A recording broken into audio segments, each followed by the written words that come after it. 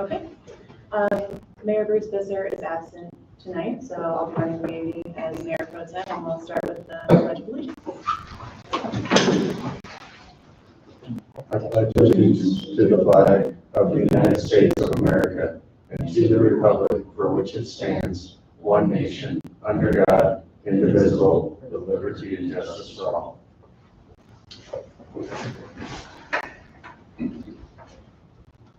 All right, we'll call the meeting to order at 6:32 p.m. and we'll start with a roll call. Jim King. Present. EJ Bell. Present. Trevor Dursky. Present. Samantha Peterson, present. David Fisher. Present. Perfect. First item is to approve the agenda.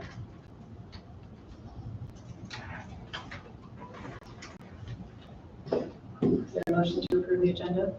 I'll make a motion to approve the agenda.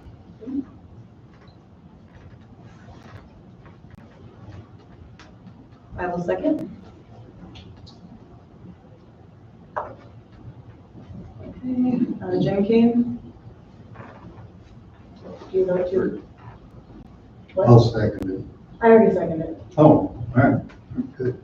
I didn't hear you. What did you say? I said I seconded it, so Okay. it's time to vote to approve the agenda. I didn't hear the vote. Aye, Okay, sorry. that's okay. EJ Bell? Aye. Trevor Dursky? Aye. David Fisher? Aye. Samantha Peterson, aye. Okay, next item is the consent agenda, which includes the city council minutes of August 27th and the minutes from September 5th, 2024, and the list of bills.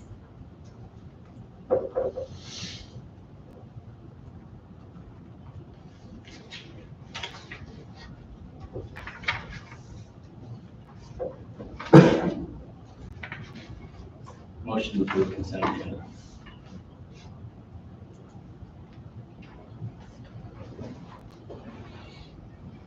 I'll second. Okay, it's time to vote. Jim King, Aye, EJ Bell, Aye. Trevor Dursky. Aye. David Fisher, Aye. Samantha Peterson, aye.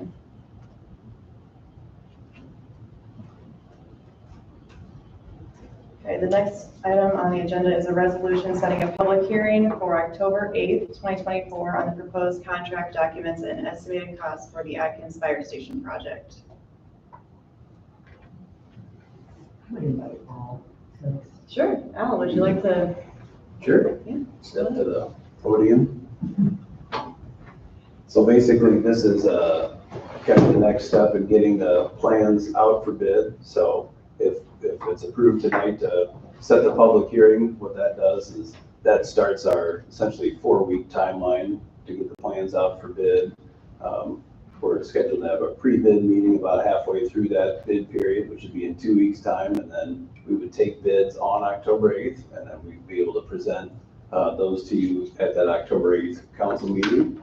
And then at that same meeting, you would have the hearing on the plans and specs, which I brought a copy here to stay at City Hall, so it's available for public viewing. So that's basically the next step needed in that process to be able to go out for bid. And then if that public hearing does get set tonight, then we'll send it out for bids tomorrow morning. We'll send it to the electronic plan rooms and start notifying contractors, and it'll be distributed out in the world.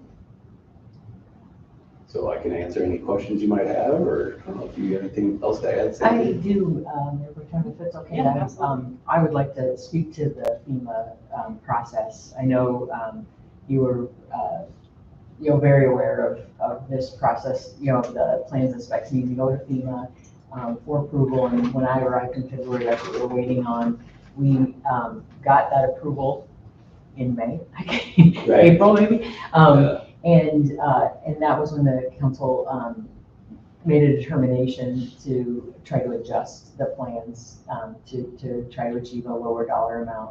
What we did at that time was go through Department of Homeland Security, who's our conduit to FEMA, and asked them to weigh in on the process how long the process would take, knowing that one of the goals at the time was to try to not to delay the project further, to try to at least be able to break ground this construction season, not lose the entire construction season.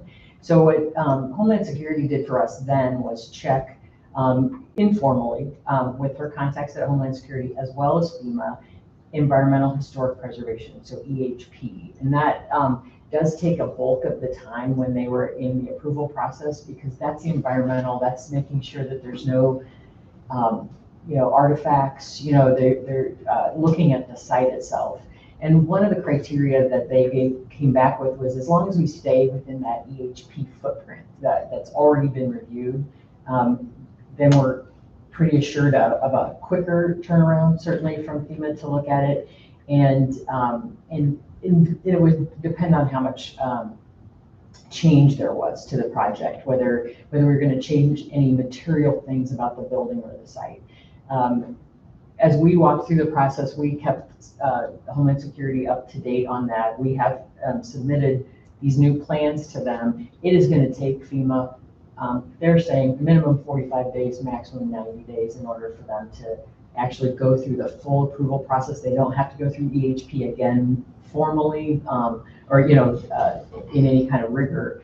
But I had a conversation with our representative at Homeland Security. Of course, they can't tell us everything's fine. That's just not within, any person in our place can't do that, and I can't say that to you either. The risk, so what I probed her about was, what are the risks that the city is taking by moving forward with this, certainly putting it out to bid, including awarding it. So on October 8th, the ability to award the project to a contractor on October 8th. What's the risk to the city of doing that without FEMA's final approval on the project?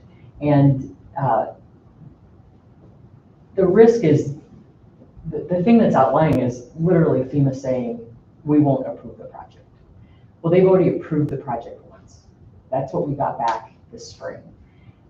They will look at it again. It's an essential project. A fire station is considered essential. They would have to decide that you can't build a fire station. This project hasn't changed substantially. We haven't taken anything out of the project that is integral to the project. Anything that FEMA would have looked at and said, you can't build a project without that element. Further, as I was talking to Homeland Security, one of the comments was, doing this somewhat out of order, is that a problem? Well, in a disaster, cities would absolutely approve contracts before FEMA approval for things like debris removal, for muck and gutting. If you had things all over your city and you need to hire a contractor to come in and fix those things, to mitigate further damage, to clear the streets, to do those kinds of things, those projects are always approved, awarded contracts prior to FEMA approval. So it's not that it can't be done out of order. It's, in that case, there were more risk because they really don't know if the contract is right. They don't know if the project is going to be FEMA supported. In this case, we know what the project is. FEMA has looked at the project. I certainly believe the risk is incredibly low, and that's what I got from Homeland Security as well. So this is not very unusual to do it in this order. And the option is just not palatable. The option would be, we're just basically going to say we're going to wait months to do it, waiting for, again, kind of a rubber stamp that says, yep, this is the same project that we approved a few months ago. So, any questions about that? I certainly want to answer anything council's concerns about. I have a concern about the verbiage here where it says project range for base bid is anticipated to be under $6 million. Yeah, I'm gonna have to have Al, so on that, I think you must have an old ad for bid. So this, oh. I'm sure where So which word are this you is referring This to? is what I got today. Okay, yeah. This is what's the notice. So we did update the cost of I bid. updated the packet, so if you go online and click on the packet, it's 4.5 million. This is the packet. I'm looking at the wrong. We did update the cost opinion and sent it to Sandy, and so it's actually right here. So it's the project or the construction cost estimate is $4,510,000. Sorry if that's still up there. And then we do have the total project cost estimate at under 5.1 million. It's at 5,080,000. That's all I got to go. Yeah, no, the 6 million day, it was in an earlier version that we had as a placeholder before we went through this revision process. So, Yeah, and the What- packet's updated.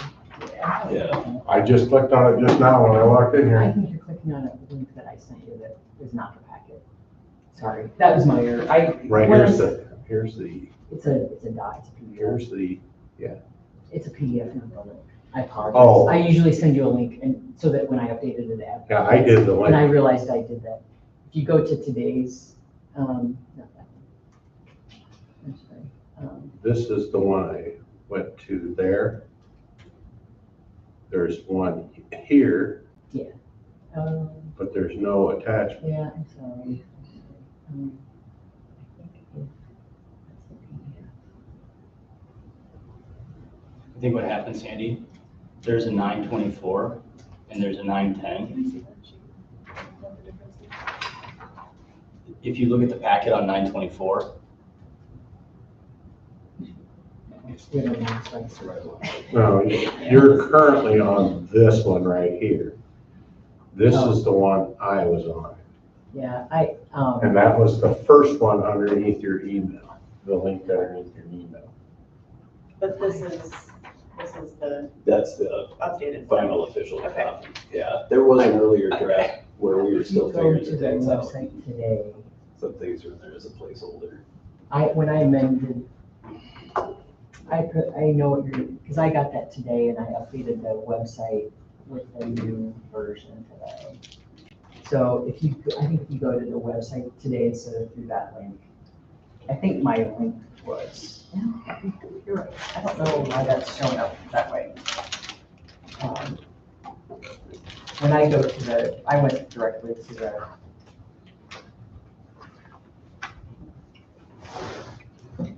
Yes, link.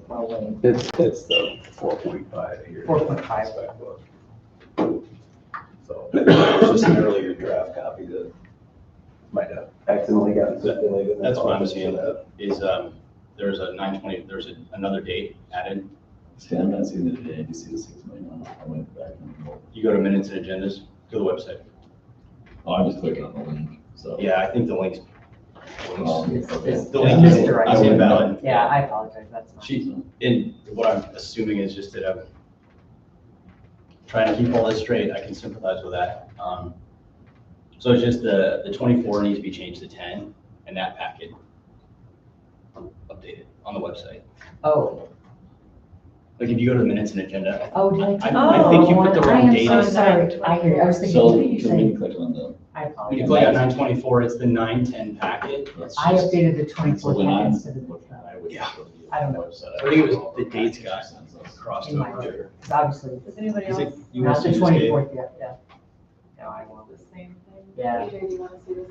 That's why when you click on that link, it doesn't update, just because I updated the wrong. I need to take that out. Yes, I understand what I did now, sorry. That's not my error. Jim, do you want to see this or not? I'm good. And I have a paper copy of the actual notice that has that 4.5. Yeah, there's extra copies back at the table here too. Okay.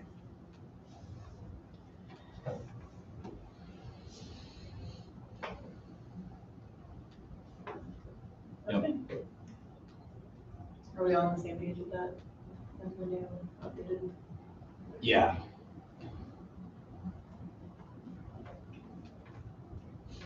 Okay, so we need a motion to set the public hearing for October 8th for the fire station project. I'll make a motion to set the hearing for October 8th. As written in the agenda here. And I will second. Okay. Take it to a vote. Jim King, Aye.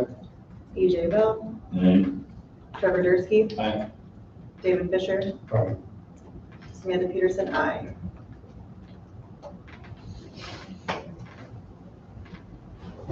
So, Yeah, thanks, and thank you, Sandy, for that explanation. Yeah, thanks. I apologize for that confusion. That was completely my fault. All right, the next item on the agenda is reconsidering the selection of an executive search firm. And the way I understand this is that, can you explain? Yeah. Someone who voted, Happy to do it. presiding. So this had come up before about reconsidering a vote that had been taken before. On the previous one, and it was actually Solomon Lang's contract, just coincidentally, that was brought up before. And the reason that we didn't have to go through this process that time was because there was a resolution passed. That resolution was changed after it failed.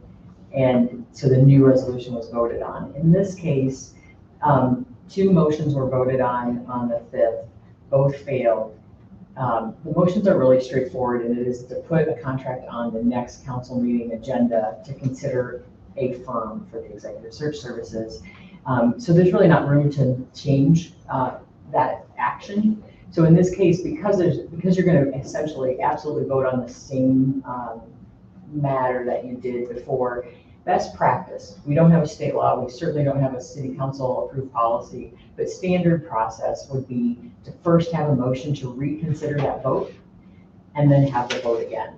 So someone who was a prevailing member of that vote needs to move that reconsideration, and then anyone can then move the actual reconsideration. Okay, so there's two steps here. So since I was on the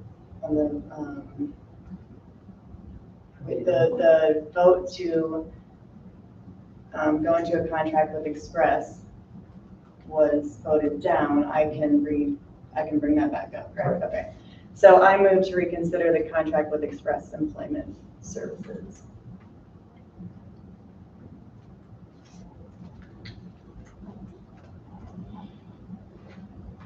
Let me see a second. I second that.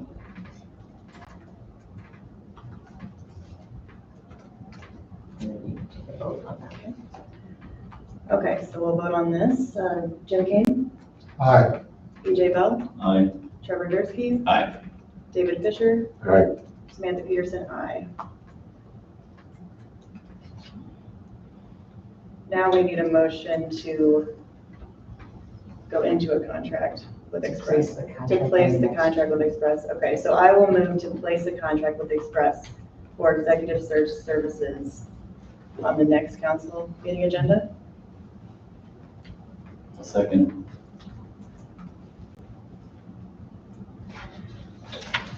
Okay, so now we can have some discussion now on this, I think.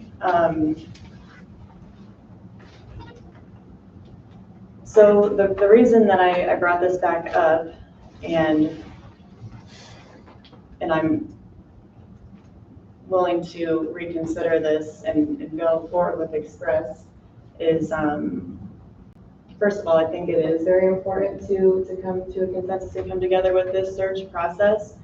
And so I called Graham with Express and discussed some of the thoughts or concerns or pieces of the Express proposal that I felt that were unclear. And I just wanted to make sure that some of these pieces could be added into the process and that he'd be willing to work through some of these things with us. So the few things that I discussed with him were really, and I talked about this at the last meeting, really that phase 1. So the whichever firm we go with, I feel strongly that they work with us one-on-one or in a group work session to really learn what each of us feel is important, what Sandy feels is important, the mayor and the staff. We don't really we're not on the same page, I don't feel, so I think that first step is really important. So I talked through that with Graham, and he agreed that it was important and that he would also work through some of that with us, with one-on-one meetings with those of us involved. So that was good to hear, made me feel more comfortable that he was committed to engaging in these discussions with us. I also think that coming out of those meetings, it's important for us to have a list of hard skills that are necessary for the candidate to do the job that we're hiring for. So that can come out of those meetings, and he agreed that was an important piece as well. I was a little unclear about the recruitment and interview process, so he cleared that up for me. He's willing to work with us to put together a process. I'm not sure that there's one really set in stone right now, but he's willing to work with us to set steps up that we feel, so that we can get to the end goal efficiently, whether that includes phone screening interviews, if that's him, working with Sandy on those types of things, if we want to form a smaller committee to, for the next step, or if we jump right to, having the council, all 5 of us, work through the candidates. So he's willing to be flexible in that process, but he's committed to making a process. So that made me feel a little bit better about Express. And the other thing I felt that was missing was, I feel like we need a little bit of guidance with Sandy's help because of all of her experience with salary ranges and making sure that we're, our expectations of where the salary should be is in line with the market and the skill set that we're looking for. And he said that he would, Express would be a resource for us there, as Sandy's still with us for a while, so we can lean on her experience as well. So after I called Graham and just kind of talked through those concerns, I feel much more comfortable moving forward with this firm, and I'm hoping that all 5 of us then can agree, and this process can start off a little smoother this way.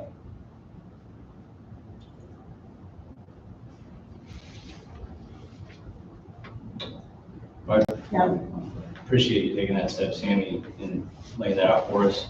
I think that I'm willing to work with Graham, provided we're all willing to work with Graham, and I think maybe we're getting there. I think one concern I guess I'd have is, as much as we go with Express and Graham, with the idea that we don't, that certain members I think are prioritizing maybe limited government experience. I just don't want us to exclude otherwise viable candidates that do have a government background. I think, and what I'm getting with that is I do understand and agree the instinct to want to have fresh eyes on the situation or an outside perspective, but I think that we can get there in a lot of ways. One would be coming from a different industry, another might be coming from a different location, and then, so I just would ask for all of us to kind of remain open-minded about that.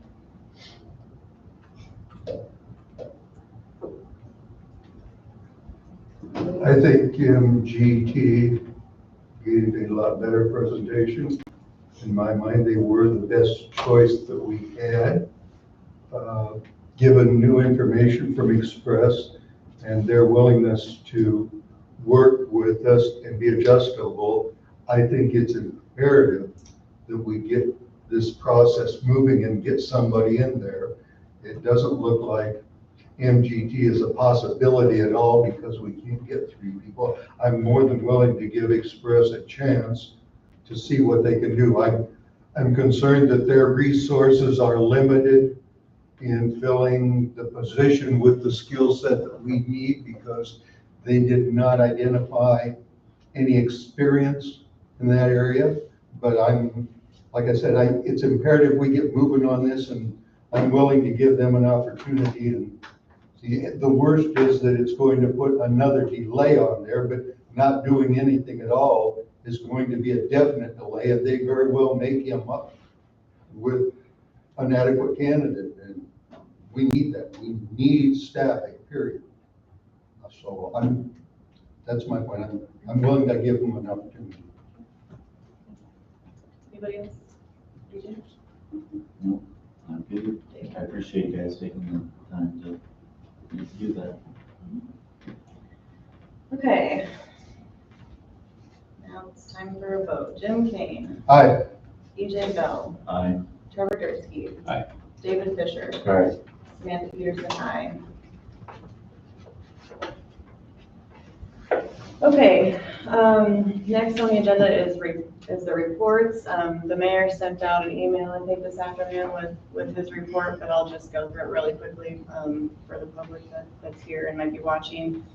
The mayor attended a ECOG board meeting, also an ISU local government webinar series on public work spending in Iowa and assessing trends and emerging issues. And in the, I think, in the near future, he's planning on attending an outdoor warning siren control system upgrade, or actually, that's just an update. There is going to be an upgrade with an outdoor warning siren control system, I believe.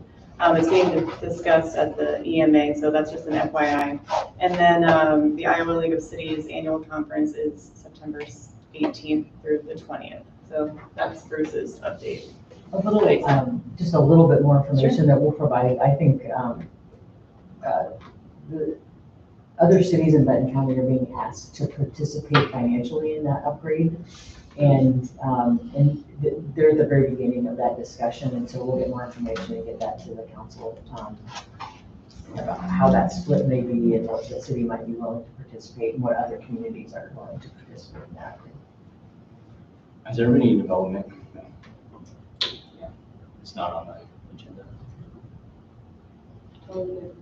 Are there any, well, And in Sandy, mind, so just a quick report from me. One is there are some, I know last meeting we put out the sludge removal bids. That'll be under September 24th agenda of a public hearing and award of that.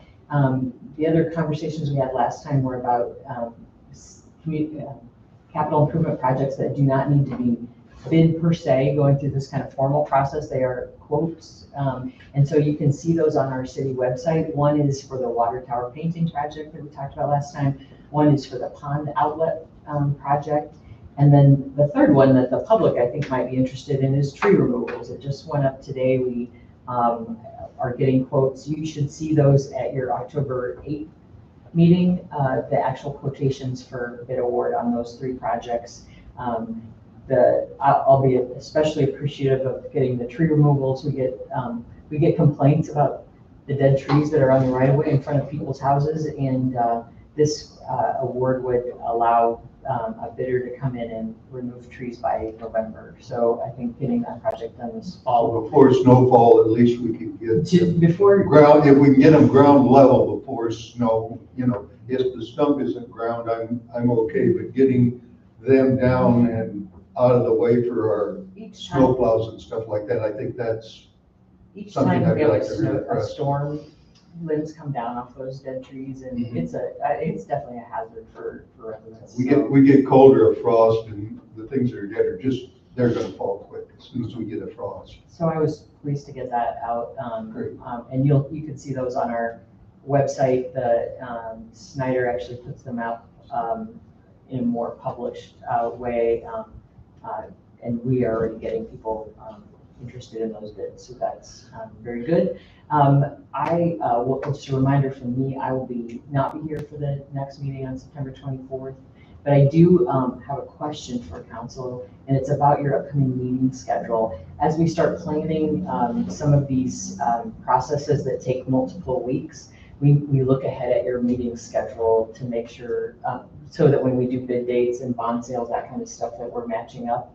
So in November, your meetings are, the 2nd and 4th are the 12th and the 26th. So the 26th is the Tuesday before Thanksgiving. That's not terribly unusual to keep a Tuesday meeting. Your option is to typically move it back to the 1st and 3rd, which would be the 5th and the 19th. So think about that in your head. And then, but in December, your 2nd and 4th meetings are the 10th and the 24th. So, 6:30 on Christmas Eve, probably not an ideal time to have a city council meeting. So I would, in that case, recommend that you do move your meetings back from December 10th and 24th to the 3rd and 17th.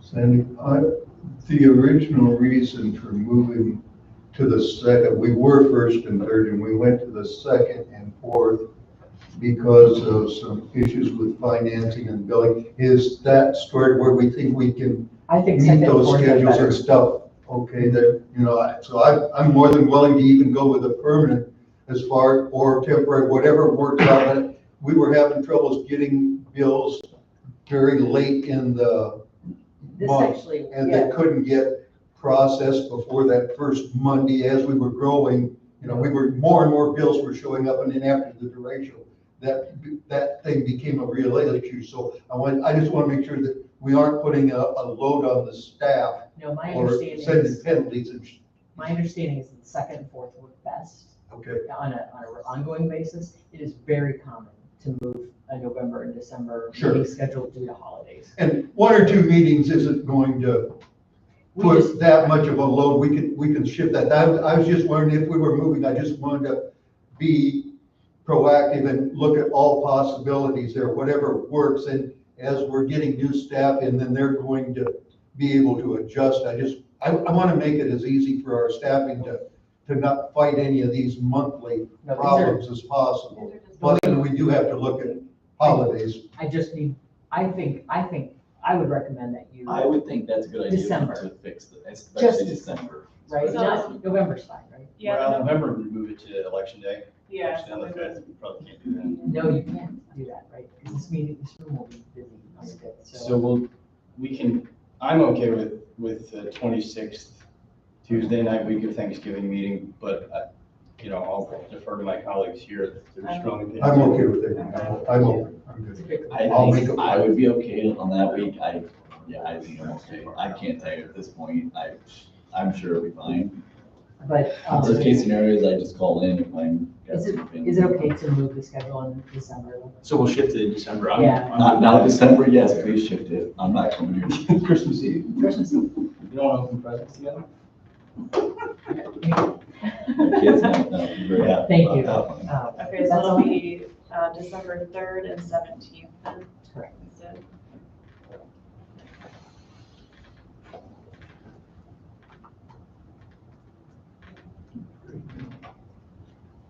Okay, anything else, Sandy? Yeah. Thank you. Okay, any council reports?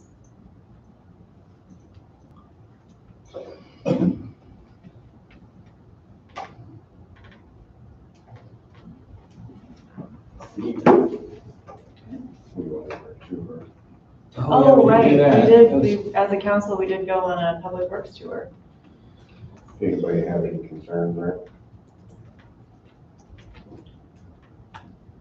Well, the equipment being stored and the way it's being stored, we're kind of forced by facilities into that. I mean, that's not ideal, but I guess maybe that's not a concern.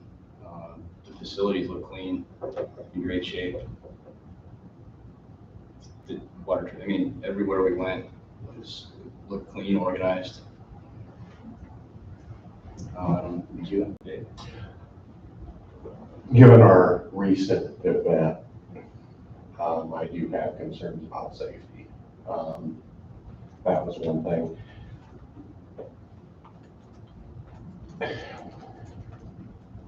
I think you want to heighten your awareness once you have a safety event. And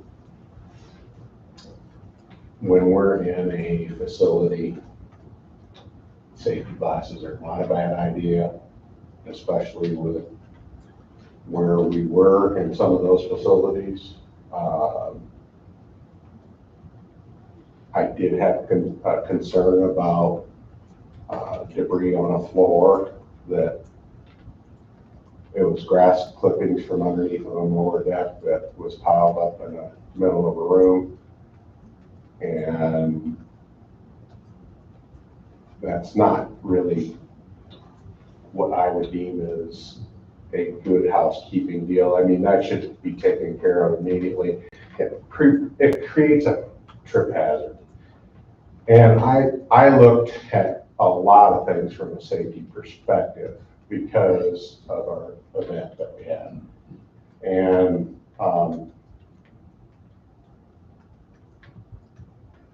I just think we should take a look at what we're doing,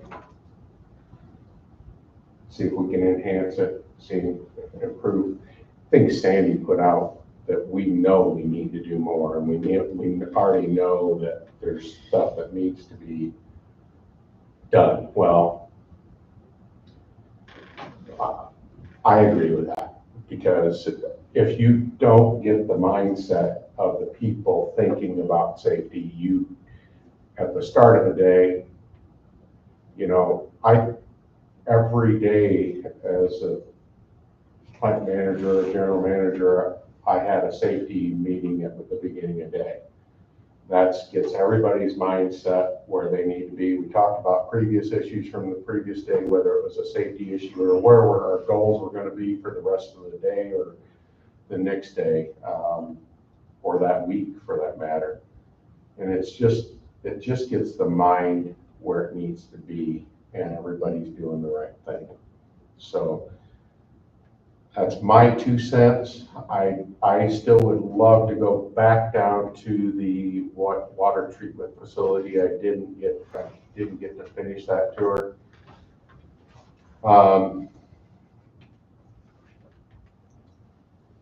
Yeah, I agree that the parking of some of the equipment isn't probably the best, but it's only a matter of time. We'll have plenty of facilities available for it.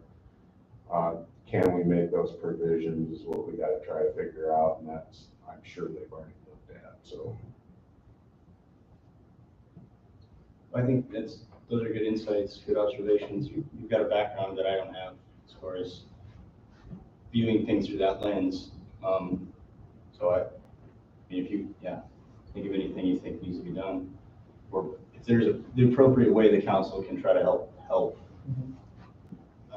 the situation. again, I'm not trying to throw stones. I'm just trying to say, given the incident that we have, we've got to try to change things, because, man, I don't want that on my conscience that somebody got killed or something while I was on the city council here. And, the mayor and I have spoken about that as well, and my suggestion is that, you find a third party even to help the city, just simply because you don't have enough staff to have to fulfill a safety program, to your point, so that is absolutely top of mind. The other thing I would mention after your tour is for the council to think about, there's the rest of the tour that you still need, but also, are there any kind of process presentations that you would like to even have here that you don't have to have off-site, something that, how the water treatment plant works, how does the wastewater treatment plant work, those kinds of things. You should kind of think about whether to asking staff to come and present those. And, sometimes it's nice when a project comes forward, that's a really natural time, to have those conversations, but budget time is another one where you talk about process and, how do things work and what's coming up and those kinds of things. But that's, the other thing that a facilities tour kind of prompts you to think about going forward.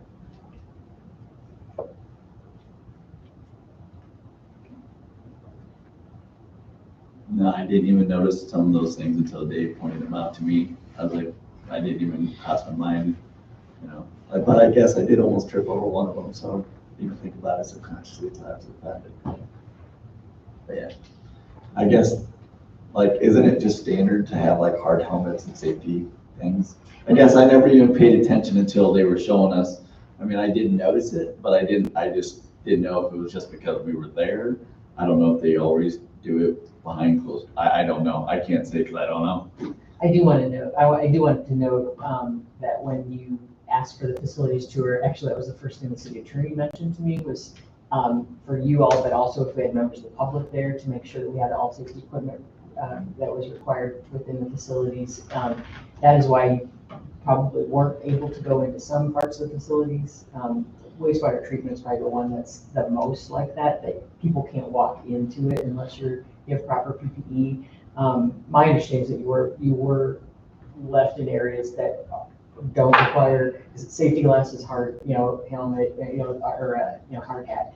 The safety glasses are really common, to your point.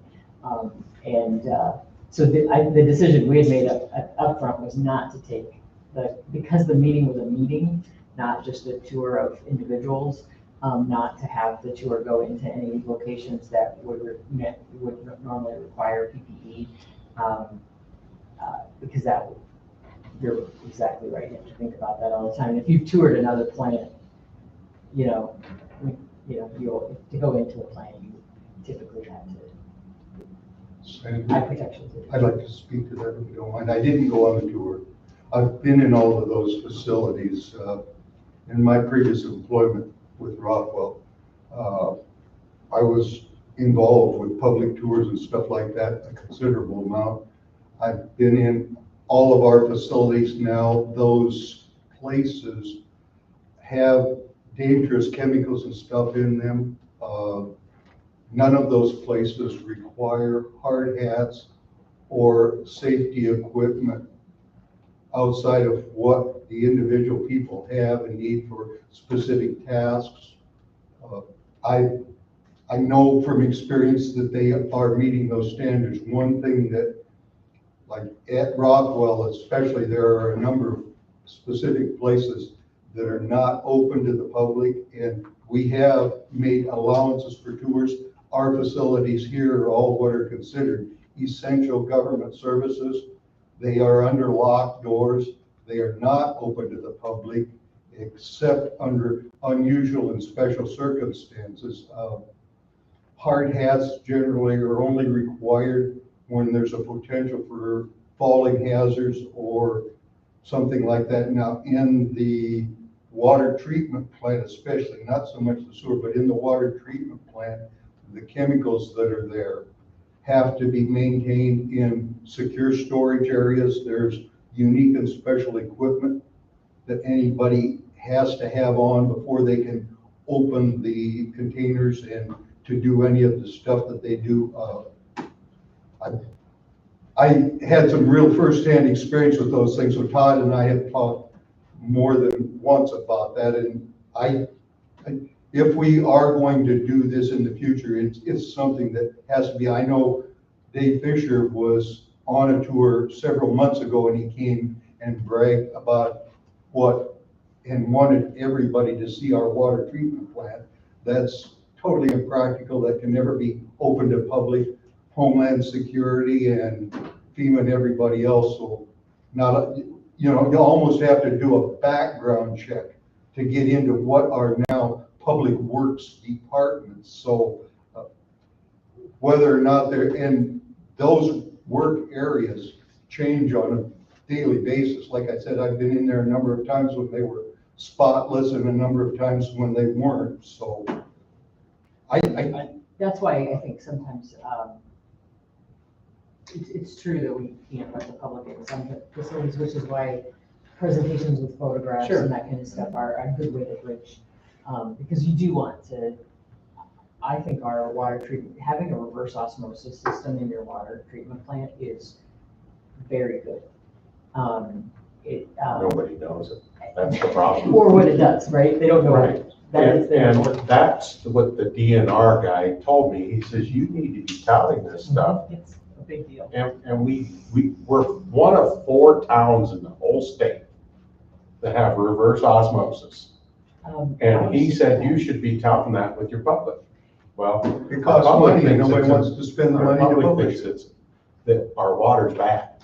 Well, they need to know this stuff. That steps that the city has taken to improve the water. And something that might, again, we always think of processes that, projects that will bring up new things. If you're following PFAS in water supplies, we are.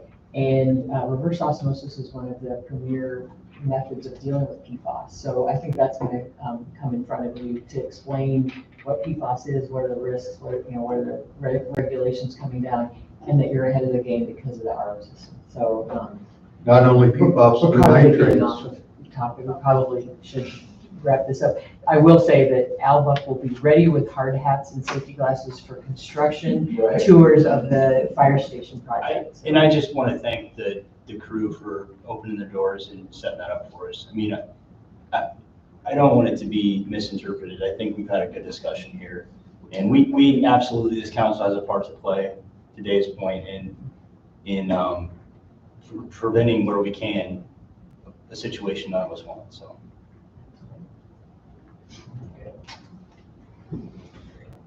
Okay, any future agenda items to discuss? I would like to propose an agenda item for the person that we hire, a discussion about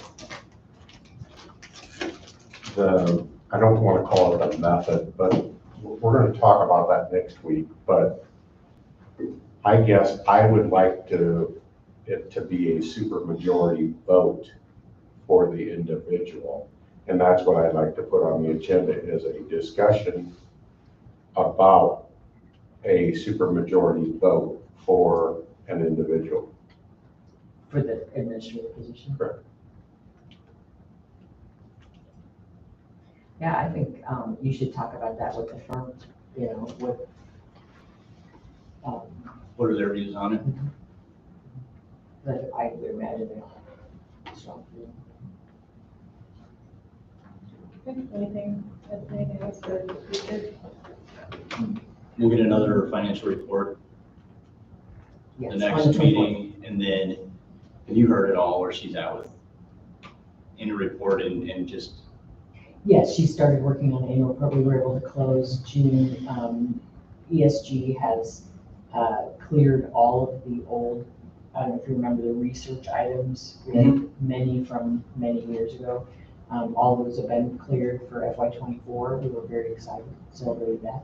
And that cleared Teresa to be able to pick up all the AFR work, and she's working on that currently, and is on schedule to have the your financials for 24.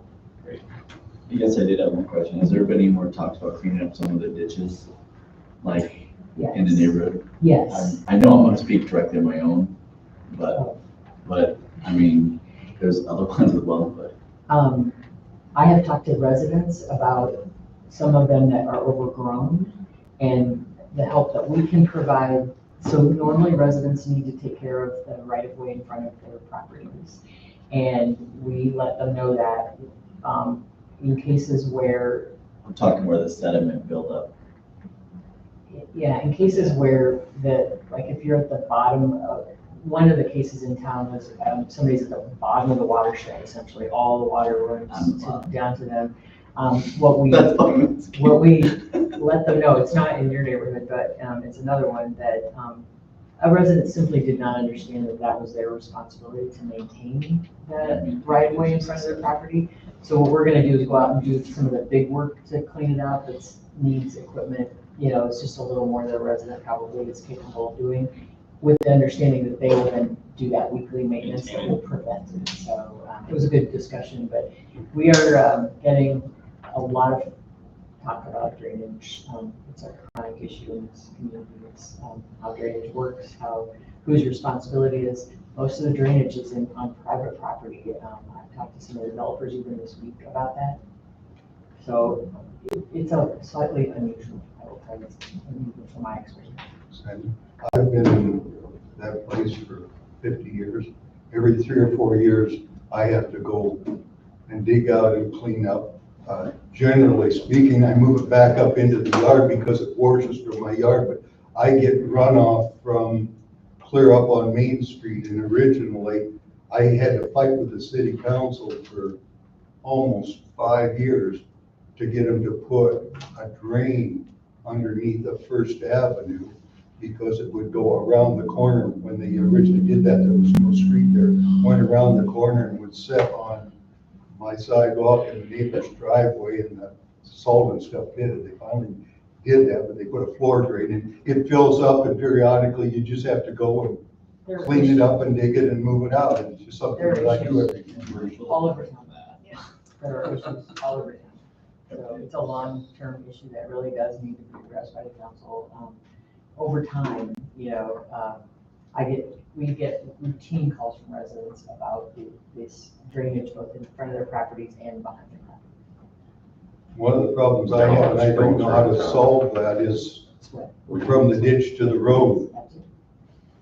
Ever since we started the seal coat from the ditch to the road, it's enough rock that grass won't grow, but the weeds do. And you can't put dirt on there, and every time we do a reseal, some of that fine stuff washes down and gets onto there, and it's an issue. It's only an issue actually from my driveway to First Avenue. If you get 50 or 60 yards past the street, then So the it grass sounds like grows this and might stuff. be a topic that we have, that we will Let's add it to address the at agenda. some- yeah, at some point. Look to adjourn. Okay, is there any public comment? You can't use that. I don't think there's any correspondence received. There's not. Okay, the next regular council meeting will be held on September 24th, 2024 at 6:30 here at City Hall. And we need a motion to adjourn. Make a motion to adjourn. Second. Okay, all in favor? Aye. Aye. Thank you.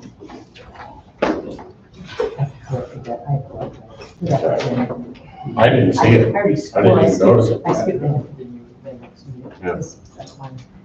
I thought it was a protocol, and I was like, this doesn't seem right. Yeah, I did too. I left my house.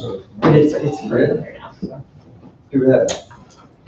And so I did get that.